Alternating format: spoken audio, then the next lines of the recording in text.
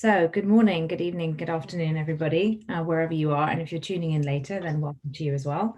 Welcome to the second of our monthly Pulse on the Principles webinars. I'm Laura Walker-McDonald. I'm the Senior Director for Insights and Impact of the Digital Impact Alliance. We host and steward the Principles for Digital Development. And we've been working on a series of podcasts and webinars that helps to explore some of the issues that you encounter as you're trying to implement the principles in the course of your work. And we're really excited to delve today into something very topical for us, both for the principles and also for our current affairs and what we're all living through at the moment, which is how the experiences of the Ebola pandemic several years ago have informed how we're responding to the COVID pandemic, particularly in less developed countries. So we have a roster of amazing panelists for you this morning. But first, a couple of points from me.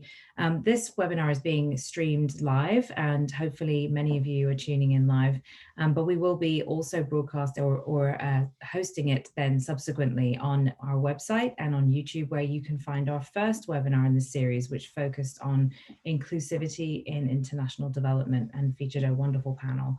And I urge you to go look it up. Also on our website and on our Twitter feed at DigiPrinciples, you will find links to our podcast, which launched just last week. We have a mini series on the COVID-19 response that is the first three of a series of podcasts that we'll be producing in the coming year and beyond, hopefully. And I urge you to go and have a look at that as well and subscribe wherever you get your podcasts. So for this session, for the live participants, we will be taking questions live as we go. We also have some that were submitted as you RSVP'd for the webinar. So I have those here, and I'm looking forward to peppering our panelists with those as we go. But if you have questions that occur to you as we're talking, then just pop them in the Zoom chat, and Abigail, who's working hard in the background, will be sharing those questions with us at the right moment. So do keep those coming. And you can also interact with us on Twitter at DigiPrinciples and using the hashtag #DigitalPrinciples. So with that, I think I'll turn to the subject of today's webinar, which, as I said, is about learning from the lessons of the past. This is for many countries that typically the principles are implemented in, not the first pandemic of recent years. And so we wanted to look at how the development sector has responded to previous pandemics, even though they are very different, and looking at how we can think about informing that response with the digital principles, and particularly the principles of reuse and improve and being collaborative. So we'll hear some stories from our panelists, first of all, sharing some moments where the lessons of the Ebola response really came up for them in the COVID response, or a lesson from Ebola that really seems pertinent, but maybe we haven't quite landed this time round. So panelists, welcome to you. I'm going to start with Niels, and I'll ask you if you could introduce yourself and then just give us a sense of where you are in this response and what you're working on. And then we talked about this before, but I know that you have a couple stories for us that really bring some of these principles and the learning to life. So take it away, Niels. Thank you very much, Laura, and good morning, good afternoon, everyone, wherever you are. So I'm Niels Kaiser. I'm an independent consultant for digital development based in Dakar, and recently also started a partnership with a local IT supplier called IT for Life. I've worked in the Ebola response in Guinea and Sierra Leone in 2014-15, and I also subsequently supported specifically the Ministry of Health in Guinea while I was a member of the USAID's Center for Digital Development as an ICT advisor based in Conakry. And recently, during the COVID response, I participated in a citizen-led initiative for the digital response for COVID-19, which was started by a Senegalese association of the digital sector in Senegal.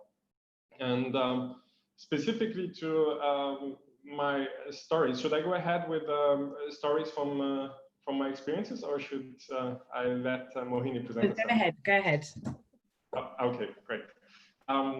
So I wanted to tell a story that I personally experienced through my time in Guinea, specifically going back to Guinea after the Ebola response of 2014 in the post-response context. So there had been significant digital investments in Guinea through different partners, and not only US government, but also other partners provided some support to the Ministry of Health around disease surveillance and digital tools like DHIS2. And it's been very, very interesting to see that those investments were leveraged during the COVID-19 response. In fact, within 1 or 2 weeks, Guinea managed to roll out DHIS2's COVID-19 package, and they've been using these tools to report on cases and dashboards for the response. So really leveraging not only the technological investments, but I think, and that's a very important point, also like the institutional capacity building that happened during and after the Ebola response of 2014. And I think that's a really important point because it's something that's hard to separate between the technological side and the institutional capacity side. And sometimes, even with the principles, we focus a lot on the technology aspect, but not necessarily on the institutional level. And I think one of the important points here is also a timing thing, because really those Ebola investments lasted like typical development programs for like 3-4 years, and they had just ended 6 months to 1 year before COVID-19 hit Guinea. And now I also have to say, I was not hired or professionally involved in the Guinea response. So this is really based on hear and say, and the contacts that I still have on the ground. And also, it's not a reflection of the general analysis of Guinea's response. I think on the digital side, there was a lot of things that were going right, specifically about what we're talking about, the reuse principle today. But there's been a lot of challenges in terms of like treatment and on the ground that are not necessarily related to the technology aspect. Maybe before I stop, I wanted to contrast this a little bit with Senegal, where I was involved with the citizen-led initiative Done COVID. And what we witnessed was two things. One, despite the fact that there was also a DHIS2 instance that is managed locally and some partners that are supporting in the response, there was a lot of challenges, much more challenges than we saw in Guinea, getting that up to speed in Senegal. I think it took almost, if not longer than 2 months of back and forth to get to a point where DHIS2 is used. And I'm still not 100% sure how much it's really used in the operational handling. Now that has a lot of different reasons. A lot seems to be about the fact that there was a lot of back and forth around the forms and the data structures that should be used to capture the information. And also I think like some challenges around coordination and leadership to really guide that implementation. The other point that's really interesting here is really new players coming into the response.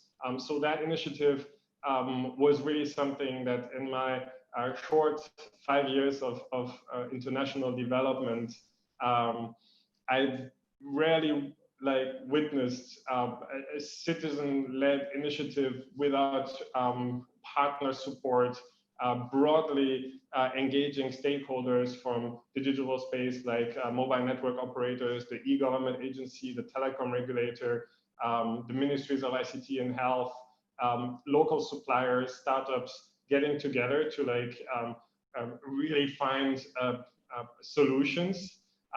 And that also means for us as practitioners in this space, how do we spread the digital principles into spaces where traditionally they haven't really been spread before, because those were not partner-led, they were not dependent on institutional funding.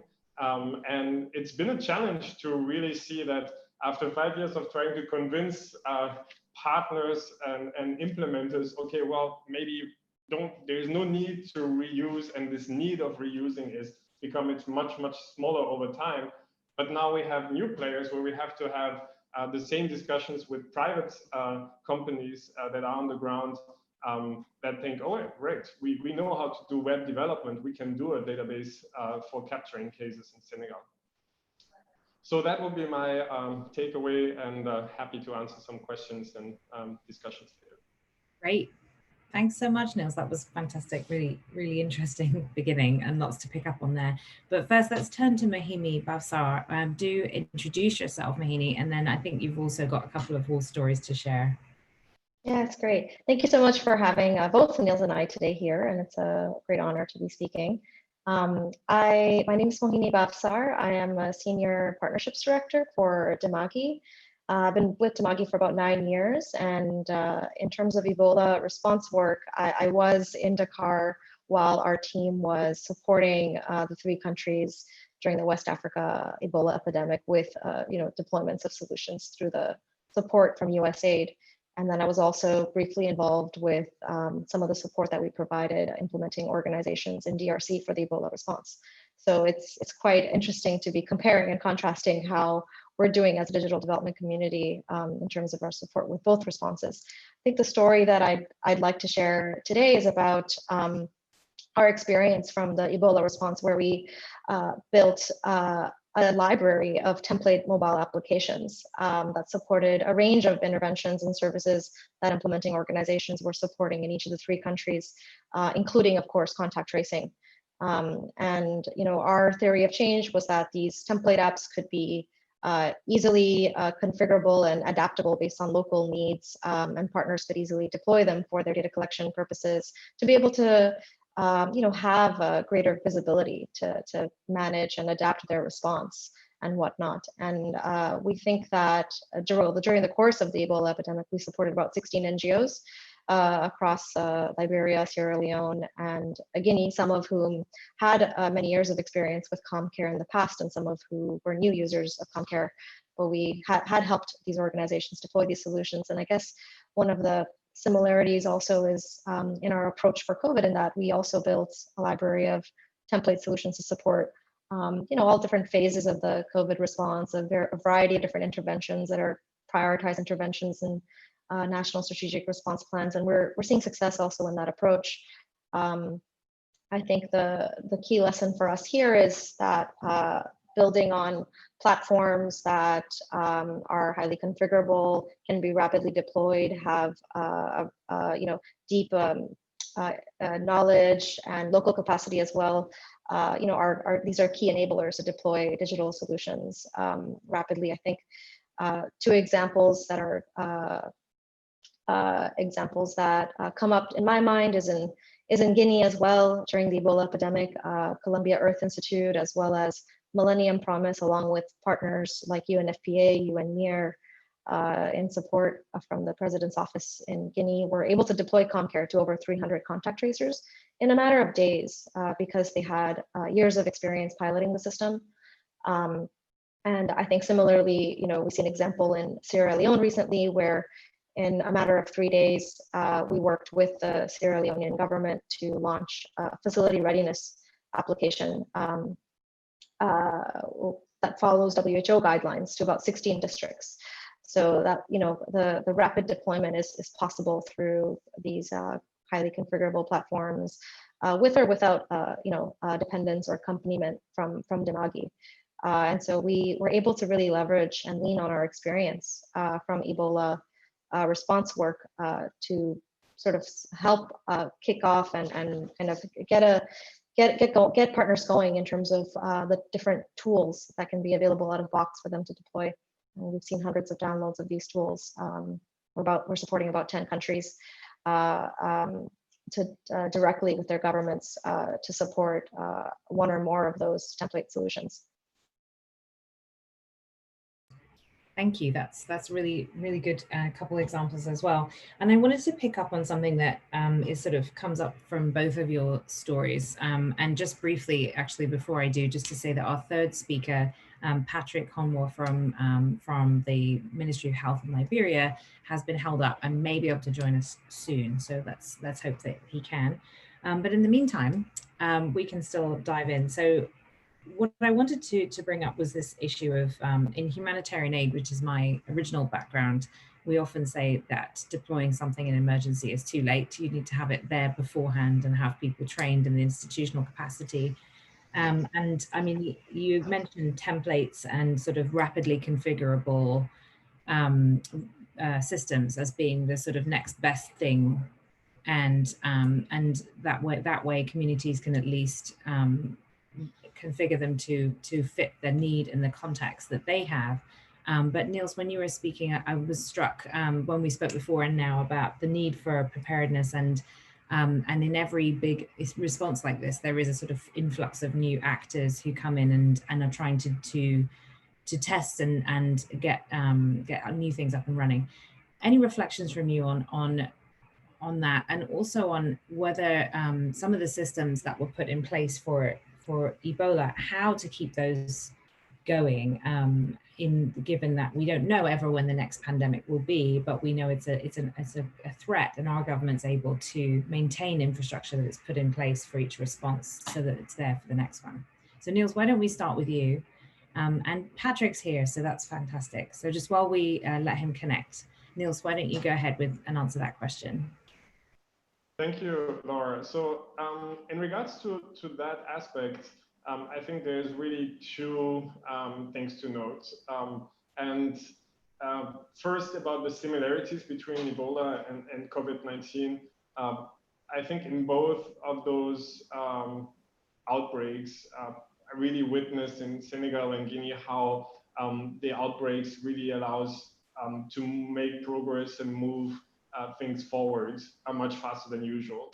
In 2014, I was building, I was involved with the technical setup of the Ebola national call centers. And we managed to set up within like weeks all the permits to have like access to like a nationally free, reachable short code.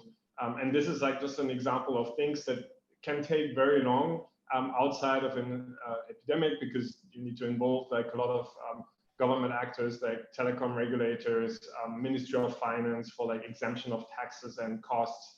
I saw like similar things happening in terms of really leveraging the urgency to make things move quicker. For example, the Senegal has a very capable e-government agency with hosting facilities and great connectivity and really good people that are working there. However, there's still like some challenges with some of the Ministry of Health portfolio of applications. Like for example, the DHIS2 instance was hosted outside of the country, which meant that they were not able to deploy like the person-based data collection out of like regulation issues with the data privacy agency. And we didn't see that transition because this is a challenge that's been known for a couple of years. We didn't see the transition of that instance. That would have been the really a great goal to see that we can move that instance from the cloud to a local managed instance in Senegal. But we saw that in order to roll out other applications that were rolled out during the emergency for hospital management systems, for example, were really hosted within weeks by the National E-Government Agency on managed servers without the involvement of external donors to set up data centers or things that typically we've seen happen in the past, and where like the sustainability is a little bit questionable when you don't know how long those things are going to run after they're going. But with a national e-government agency, we know that some of those things will be able to stay, or at least the bar is lower. There are still probably some steps to make that happen, some commercial negotiations and other things between ministries, e-government agency. but that's a little bit easier to do that. And in regards to the new actors that I mentioned, I think that's a dynamic that I personally did not witness at that scale in 2014. And I think that may also be related to the fact that today we have a much more mature local digital economy in West Africa. And businesses are requesting services, and so there's a lot of capacity that may be further ahead than 5-6 years ago. And also, I think similarly on the global good portfolio, the tools really have matured to a level where there is less and less incentive to develop something own. But I really want to point out that we really need to make sure that this space of knowledge, libraries of digital, existing digital tools and of experiences, not only of the technological side, but also like implementation stories, challenges, and success stories that exist within our space of development and digital development really need to be broadened up and outside to new actors that may not know the history of how these tools are and what these tools are, because it's when you don't know about these stories and the history, it's really much harder to justify a custom development of a web application with today's web technologies. Thanks, Niels. And Mohini, I just want to throw the same question to you about the role of preparedness and that tension we also talked about before with designing for scale and designing with the user, all these interconnected issues. But let's start with the issue of preparedness and rapid configurability, because I know that was pretty key to some of what you experienced. Yeah, I mean, I think you know, we see over and over again examples where partners and governments who have invested in our systems over many years for other services like maternal child health applications or HIV or TB applications, or if they're using CommCare for that many years, we've seen that, you know, with limited incremental investment, they're able to adapt for COVID or Ebola and add those modules within their existing infrastructure, their existing tools. So I think some of the examples that come to mind are in Mozambique or in Madagascar, where both ministries of health have been using CommCare for numerous years, 5 to 7 years. And so in those countries, we've seen the national response adapt very quickly to include community health workers in their COVID response. Whereas in other countries where where that infrastructure at the community level doesn't exist at that scale, you know, they're not able to sort of quickly make those investments and leverage that experience and capabilities as well as technology. So, you know, supposedly the years of investment in a digital health strategy in a country, it is in fact, in a way, preparedness, you know, to be able to quickly be agile and respond to outbreaks or emergencies at the front line. Because you have that capability and that understanding within leadership as well as at the community level and the health workers. So that's an example that I've seen. I highly agree with the observation that Niels made, and I noticed this too, that there's a lot of new players. And I think that's really cool. I think it's really interesting to see a lot of local entrepreneurs proposing solutions and getting involved and getting engaged in a national response. So that's really wonderful, but I agree that there's a gap. Our dialogue and our discourse around digital development and global goods has not reached that group. And so, you know, there are a lot of bespoke systems being proposed, systems where, you know, I'd be concerned about long-term sustainability and ability to scale and things like that. But I think it's really incredible to have this civic engagement and these engagement from these new actors, and we do have to figure out kind of how to collaborate effectively. There's a lot of from Demagi's side, a lot of cases where we've seen where there's you know, local IT firms that are starting to build capabilities in CommCare and are able to offer services to deploy our solutions, you know, at lower costs, with more agility, perhaps if we don't have capacity and things like that. And so that's a model that we're more than happy to support and encourage. So that's kind of, I think that would kind of be our response to engaging with local partners and entrepreneurs. I think also in terms of the digital health ecosystem maturing, I think if you look at the 6-year period, I would say that most countries in sub-Saharan Africa now at least have national digital health strategies. Some of them are outdated, some of them are updated. And I think those weren't there, 6 years ago in many countries. In fact, Ebola in Liberia, Sierra Leone, and Guinea was kind of a catalyst for beginning to develop that roadmap or that digital strategy. And I think as a result, a lot has changed in terms of the ability to even introduce tools. I think governments are quite thoughtful in deploying solutions that match and align with their long-term health system strengthening strategies and their national digital health strategies. So it becomes even more important to adopt tools that can integrate and that you can leverage beyond COVID and beyond COVID response.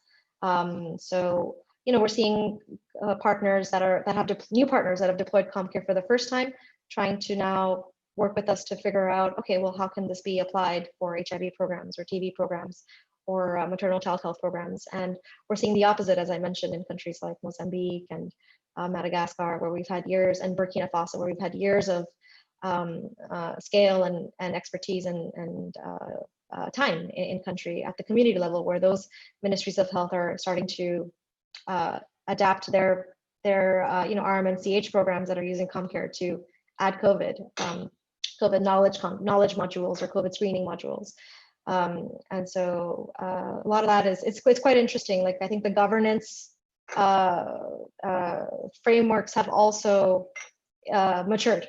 And so it makes you have to have a much more thoughtful conversation about deploying. I think as a result, most of Demagi's time, I would say, has been dedicated towards direct government partnerships, for the COVID response this time around, whereas for the Ebola response, we were working primarily through implementing organizations.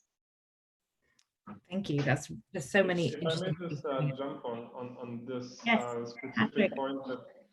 Go ahead. No, this is Niels. Oh, sorry. Well, can I just ask Patrick to introduce himself, because he's appeared. Sorry, I was looking at the wrong screen. Patrick, welcome. Thank you for joining us. And you join us from your office in the Ministry of Health in Liberia, and hence the mask. And so thank you for that also. And so we started today by introducing, each speaker introduced themselves and then told a story from, as we discussed before. Can you hear me okay? Okay. So good afternoon from my end. I'm Patrick. I don't know whether I'm very much audible. So I'm Patrick, and I'm speaking to you from my office. And currently I'm serving as the Director for Health Information System for the Ministry of Health of Liberia. And we have had a lot of experience when it comes to this Ebola from the onset, beginning from 2014 up to even we're also able to have entered the COVID-19. So do you want me to give you, I think that's of my introduction now.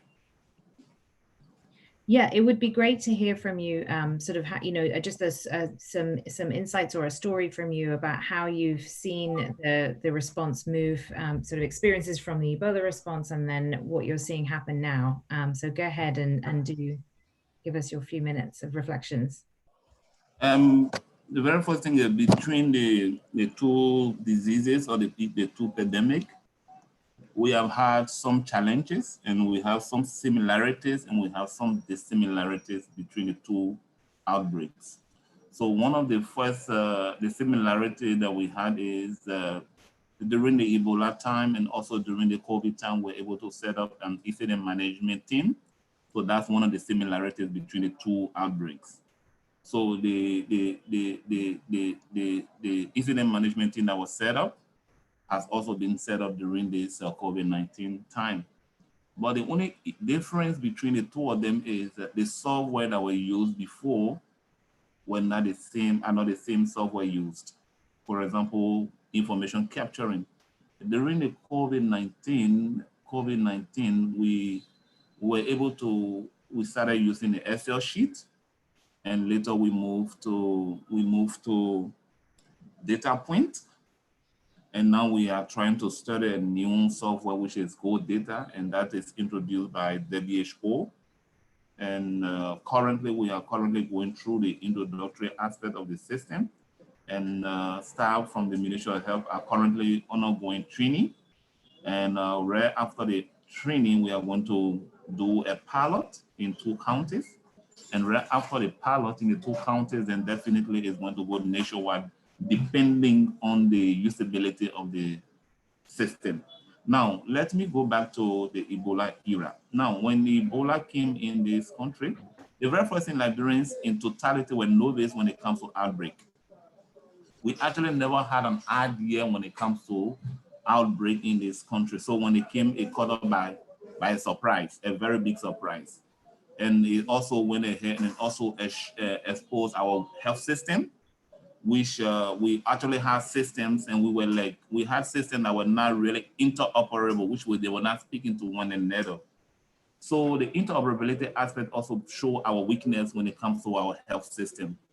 So during that time, what also we did was after the Ebola, we went ahead and also we designed a strategic plan, a health information strategic plan, looking at all of the subsystems when it comes to data in the Republic.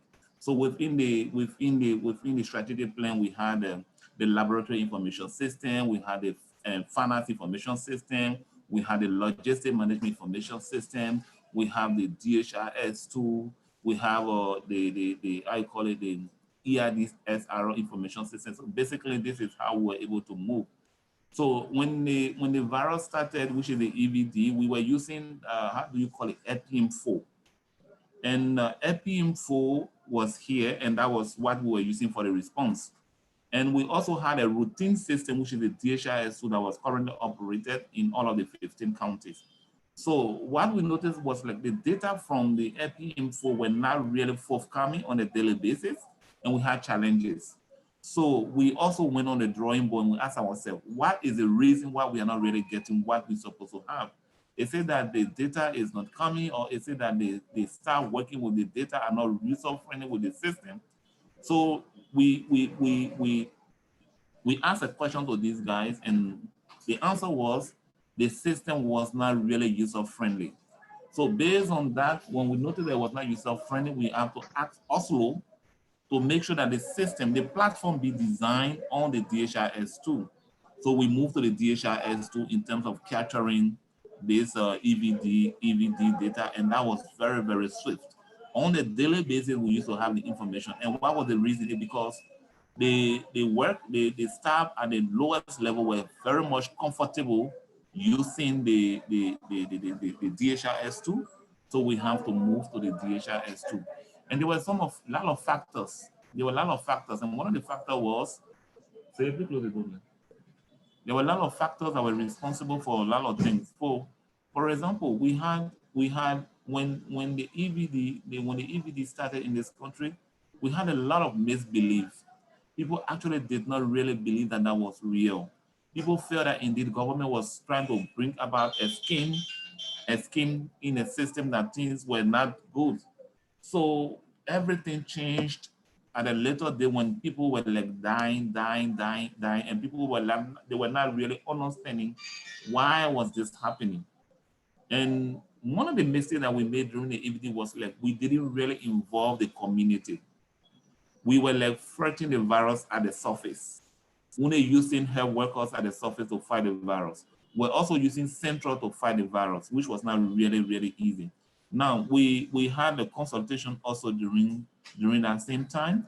And during that time, we were able to involve community dwellers. Community dwellers were involved in that entire process.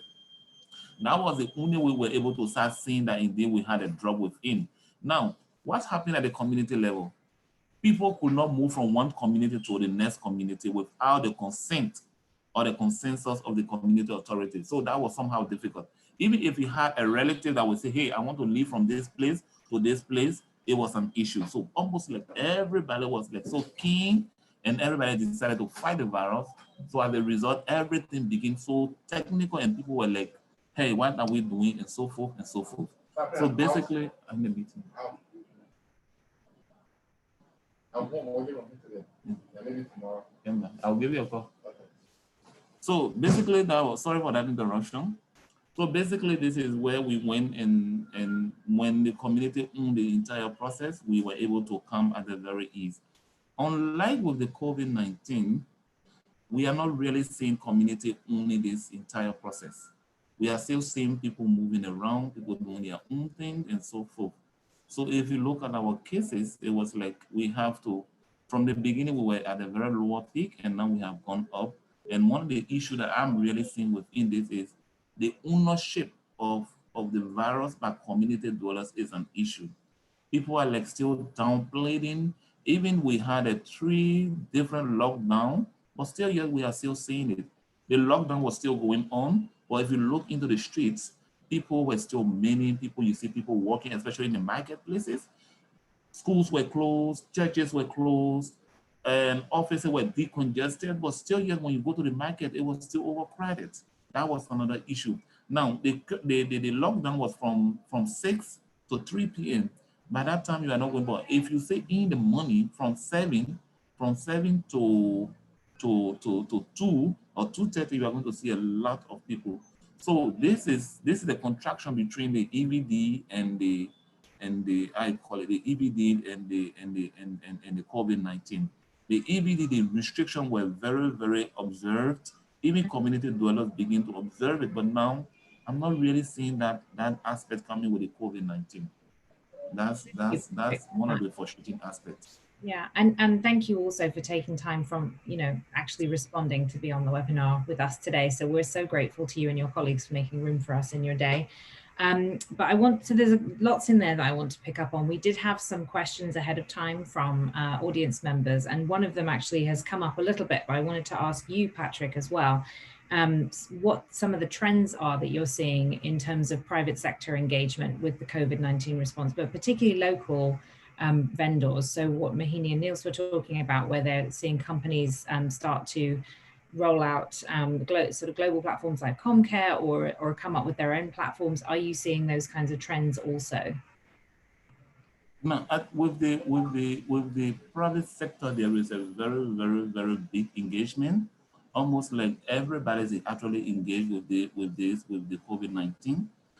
When it comes to the platform, I think actually I told you earlier that we are using a local development who has developed, I call it a database known as a data point. And that data point is what is currently used for data capturing. So, and we also received a new software that's coming from Afro, and that is interoperable with our current system. So we are going to do the piloting. But when it comes to local, like the World Bank, UNICEF, WHO, everybody is involved in the fight against this COVID-19. So they are all putting out resources. Like the data point now is currently sponsored by UNDP, which is providing the support for the development of this process. So we are all working together when it comes to private sector and so forth. That's great to hear. That's really, really good to hear. And I think I forget who it was, but it was brought up earlier that the principles for digital development are a really handy set of guidelines for design and implementation when you're at the outset or in the thick of rolling out digital development. And somebody mentioned that awareness among private sector and government actually of the principles was lower. I'd welcome reflections on that from anyone on the panel. I know, Niels, you tried to make an intervention earlier, so feel free to jump in. But what are your recommendations for us as we move forward and learn from this response and as it continues as the principles? How can we make the principles more relevant for private sector actors, more attuned to their business models and rhythms and structures? Because I think the principles can be quite project oriented, and how can we best help our government colleagues to use them as they're useful? So Niels, why don't we start with you, and then we'll have a moment for others as well. Yeah, definitely. Thanks, Laura, and very happy to hear like from Patrick, also from his insights in Liberia. So regarding the principles, I think Mohini and I both mentioned that there's a bit of a gap between the knowledge of the principles and maybe like the whole resources. I don't think it's only the principles. I think it goes beyond the principles. I think there's been a lot of tools that were developed in the digital health space, also in terms of scoring and selecting tools like Digital Square has done a lot of work around like the global goods and how to have support building a catalog of different solutions. And I think what we now see is that governments are increasingly in a position where they have to make a selection of technology, which maybe in the past it was more like, okay, well, we'll hear about the solution, but it's not like a selection process. It's more like the development program comes up with a recommendation, and maybe there is one or two alternatives, but it's not like a portfolio of 5 or 6 different solutions. And in the case of COVID-19, even more, because a lot of solutions were coming also from other countries. I remember in the Senegalese private sector initiative, there was a vendor from Morocco that proposed a solution that was developed there for the COVID-19 response. And so, as a government employee and as someone in the position like Patrick, how do you become aware of those different solutions, and also which tools do you use to select the different and which criteria do you use to select and rate the different solutions? Of course, it's a very stressful time. Everybody has a lot of things to do, and it's not a great time to do a very structured, deep analysis of different technological solutions. But I think that the principles can be one of the criteria that can help to build a matrix, and to also ask vendors about how do you deal with the sustainability aspect. Is your solution open source? How do you transfer it to people, and what are the skills required to run and customize the solution over time? I think the principles can guide, but I think that there are other resources that can be merged for that to happen and to support people in those decisions effectively. Absolutely. Thank you, Niels. And I just want to say to audience members who are listening as well, that if you're live, then you can also share questions with us in the chat window. So go ahead and do that. And Abigail will pop in and share those questions as they seem appropriate. Mohini, go ahead and share your insight if you'd like to. Yeah, I think when I look at the principles here in front of me, I think some of the dialogue I see that is happening, and it's proactive, is around things like privacy and security of data, open standards, using open source tools. I do think that there's a greater awareness, at least that I'm seeing from 6 years ago, with the countries that we're working with in terms of what the global digital goods are. So they're aware of some of those. Seeing a lot of collaboration as well. In fact, collaboration in the Ebola response was so important, especially in our experience in Guinea, where we did scale ComCare, for contact tracing. We had Ericsson donate, thousands of phones. We had UN-MIR donate phones. We had Tableau come in with their BI platform, and Orange Guinea also offer closed user groups and monthly data plans and things like that. So a lot of private sector collaboration, as well as collaboration from civic society, where you had volunteer organizations come in to support with the installation of the tablets and apps and technical troubleshooting and whatnot. So it's one of the best examples I've seen of a variety of different actors and institutions coming together to support a national response. Just from Niels' experience and his stories of kind of the Dan COVID civic-led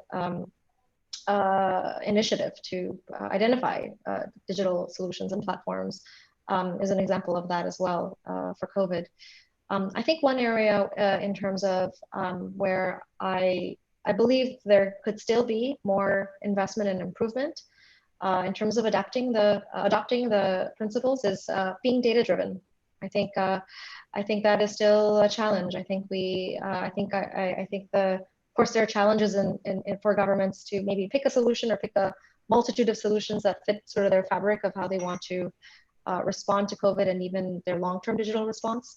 But I don't know if there's enough investment in how data is going to be effectively used over time, and that we're actually building that capability within institutions to analyze, interpret, and actually make decisions based on that data. And that continues to be an area of improvement, I think, across the board, not just for COVID, but across all health services. And I hope that through COVID, we're able to increase the capabilities of our partners around the world to be more data driven. I think one of the key lessons from our work in Guinea during Ebola was that Columbia Earth Institute and Millennium Province, in fact, recruited an entire cadre of information officers that would be at the district level who had some M&E experience, some experience with data and Excel, and they would be sitting right there with the district officers, helping them learn how to use the data generated from contact tracing to make decisions at the front line, to interpret trends. And so that was an investment, a new investment that was made in order to augment, data use. And that's really the promise of digital technology, right? And so investing in that a little bit more is important, and I think is the need of the hour. Thank you, Mohini. Patrick, I wonder if you want to weigh in on the original question about the private sector further, or if you feel you have already done so.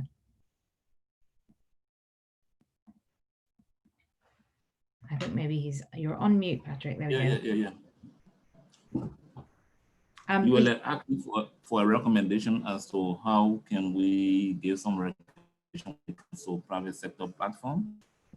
So maybe I will just speak to that. Is one of my recommendations that will be looking at the systems. The system should be made available at all levels, and to avoid country deciding on which system to be using.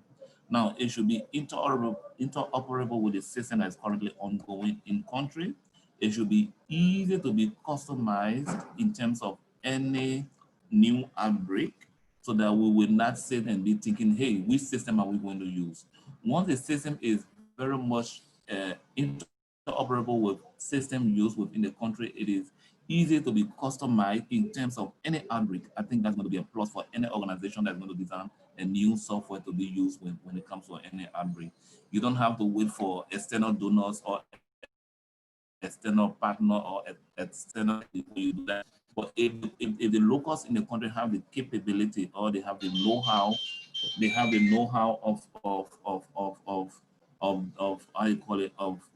of customizing the system based on any outbreak, then I think that's going to be good for any other software that's going to be designed for future use. Yeah, thank you so much, Patrick. And I wanted to pick up also on something that Mohini raised, which Niels had mentioned earlier, which is this issue of data and hosting. We actually had a question about this prior to the webinar, which I'll just read for you. So the use of data is seeming more important with the response to COVID, and it seems a lot of countries in sub-Saharan Africa were not prepared for this. What are your thoughts on this going forward, not just for health system strengthening, but more generally? And I would add to that I think a key issue that I'm seeing, which you mentioned, Niels, is hosting data, where to host it, who hosts it, and whether we can move fast enough to set up secure hosting for this very sensitive data that is sustainable going forward, but also in line with regulation. And we're also seeing at Dial countries struggling with actually the regulation themselves. I mean, every country in the world is struggling with how to regulate this kind of data and to keep up with the technology. So I just wondered if you all had any thoughts on that beyond what you've already shared. Am I to speak to that? You absolutely may, and I see Mohini also had something you wanted to say. I'd love to hear from Patrick first, and then I'm happy to respond. Now, when it comes to storage of data, I think that's one of the issues that we had in country, especially when it comes to data storage. So we actually I would think that we need to have a cloud-based information storage that anyone can be able to have access to the data at all times. So with Liberia, we had an issue where Oslo was like hosting our data, and now we don't really have the space to capture, to be able to store all of our data, all of our subsystems. So we thought it wise that, hey, we think that we need to move to the cloud and make sure that the data is stored within the cloud so that anyone can have access to it at any time and anywhere. Because most of it, even if we store the data at the Ministry of Health, we will still have electricity challenge, because if the electricity comes on at 8 in the morning and goes somewhere around 5 in the evening, and from there, if you store that, which is the server is going to be kept at the Ministry of Health, which means that from 6 upward, which is from 6 in the evening to 6 in the morning, the following day, you may not have access to the data. So we thought it wise that we move to the cloud so that anyone can have access to the data. With the COVID-19, I can tell you for true that indeed, most of the African countries were not really prepared for this. This is something that we didn't really expect. Liberia really didn't expect that we are going to have another outbreak. That was not our thinking. So we really were not really prepared. It was later we started putting in things together and so forth, putting all of our pieces together to make sure that we were able to cope with the current situation. But for storage, I think we can all move to the cloud to avoid interruption when it comes to having access to the system at all times. Yeah, that's great to hear from Patrick's firsthand experience in Liberia. I think, we're also seeing diversity of requirements from our partners. Like most of our government partners have used CompCare for their COVID response have done so using our cloud. Cloud as the hosting of the data environment, and I think that we are able to support our partners, with significant planning and investment of resources and making sure the prerequisites are met in country if they want to move towards a local environment of hosting CompCare. So we do have a pathway to get there. Unfortunately, it's not a pathway that takes days. It is a pathway that takes months and years to plan because of all the different dependencies and requirements. And we do have set these up in countries that have used CompCare for multiple years, where they have national scale programs where that investment from the Ministry of Health also makes sense. And so we have examples of that, but definitely for at least our COVID work, you're prioritizing rapid deployment versus, data hosting. I think a lot of the countries are going for the rapid deployment option and using the cloud, similar to what Patrick has said. But that's not to say that there isn't a pathway for moving towards a local environment down the line. If you intend to potentially, integrate our tool for other health services and scale it for other purposes, I think that the business case can be made for that down the line potentially. Great. Yes. Maybe on this question, I think there's another area of the data use debates that is really about building skills around using data at different levels of the health pyramids. So there's a lot of emphasis on the national level, but we all know that outbreaks happen at the local level, and the responses have to really be happening also at the districts and counties and the lower levels. And sometimes the question is, how can those tools be used, but also how do you build that capacity of handling data, being critical about information that you receive to find data quality issues. And that's really like something that takes a lot of time, is not bound to a specific tool. So I think this is maybe covered by the build for sustainability principle in the principles, but I think also like the understanding the ecosystem, the existing ecosystem, should really be understanding and strengthening the existing ecosystem, because that's really about changing a lot of ways of how things are done, and also really making sure that we don't fall into the trap of wanting to automate everything, and everything that is a visual dashboard is right. Every epidemiologist and person from the response should have the right and ability to ask, but is this data, does this really make sense? And is the data correct? Because that's really what we want. We want better information. I think also on what Patrick mentioned earlier, I'd like to add that there is a lot of, I think the diversity has become greater also in terms of the different states of where countries are, because there is a lot of different sides. You may have challenges with hosting data, and that's like something that there might be solutions in terms of working with the local network operators to see if they have the capacity. I think I would always be careful in an emergency setting to make sure that data and services that we want to run are running next to some other services that we know are always going to be running. So like, for example, a network operator, if Facebook goes down in the country and the president does not have access to his Twitter account, then we know that that's going to be fixed quicker than if we have a new data center that has been set up specifically for an emergency. So that really links back to these discussions between sustainability and building for sustainability, and really also this space where we don't really have a principle for emergency settings, because things need to happen now. And for example, DHIS2 has really done a lot of work for health systems, specifically in Africa. And I think for many countries, it's been the first experience of the digital tool that is used widely and by different programs that needs to have this coordination mechanisms to align the needs and indicators of multiple programs.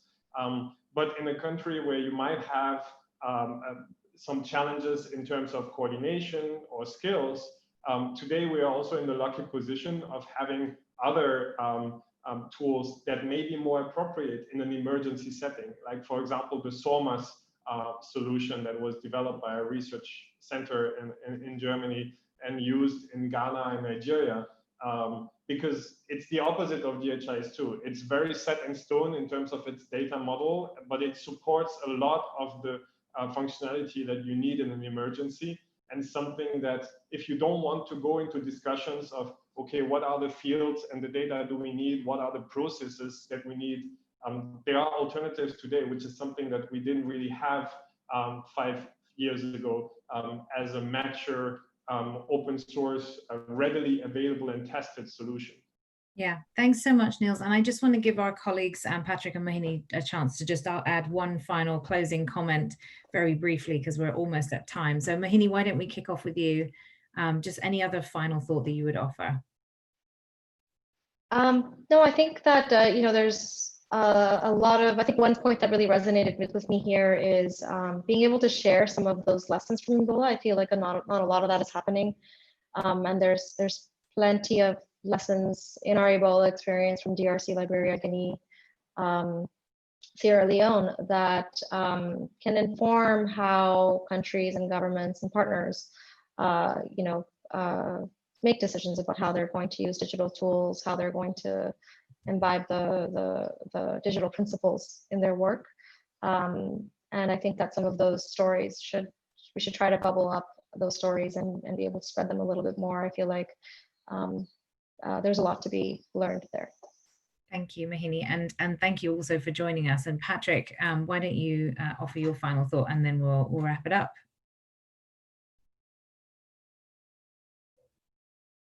On our side, I think maybe we need to, I'm not too clear whether we have had an interaction with ComCare.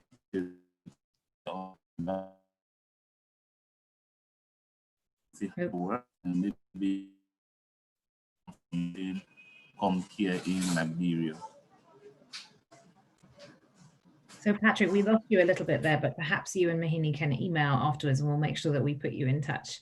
But thank you all to all of our panelists for your insights. Really, really interesting. And one thing that I think that we could have picked up on but did not get to discuss was using technology to for public health messaging and interacting with the community. So perhaps we'll do that in a future webinar. Thanks also to those who are joining us either live or later. And we will watch this space for more webinars from the Digital Principles team. You can follow us at @DigiPrinciples on Twitter or follow the hashtag Digital Principles. And you can find this recording and the previous webinar that we've done and all the future ones on our website and on YouTube. And also don't forget to subscribe to our podcast, which launched last week. Thanks everyone very much for joining us. And thank you. Bye. Thanks, everyone. Thank you. Bye-bye. Thanks.